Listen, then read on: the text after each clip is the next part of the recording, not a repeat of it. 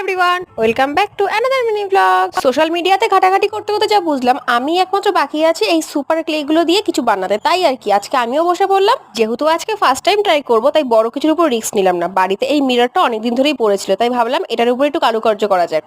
ফার্স্টে ক্লে গুলোকে বের করে নিয়ে 5টা সেম অ্যামাউন্টে কাট করে নিয়ে এরকম রাউন্ড শেপ দিয়ে একটা ফ্লাওয়ারের মোটিভ করে নিলাম। তারপরে এই টুলটার সাহায্যে ফ্লাওয়ারটাকে আরেকটু সুন্দর ডিজাইন দিয়ে দিলাম। এরপরই এর সাথে ভালোভাবে একটা কালার কম্বিনেশন যায়, সেই রকম আরেকটা ক্লেকে রাউন্ড শেপ করে মাঝখানে পুট করে দিলাম। ব্যাস, আমার এখানে কিন্তু একটা ফ্লাওয়ার একদম রেডি।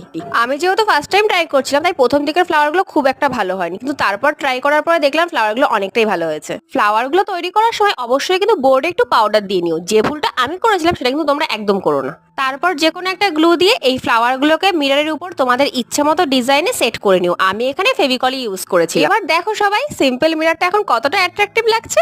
ভিডিওটা কেমন লাগলো অবশ্যই জানিও। নেক্সট ভিডিওতে আবার দেখা হবে। টাটা।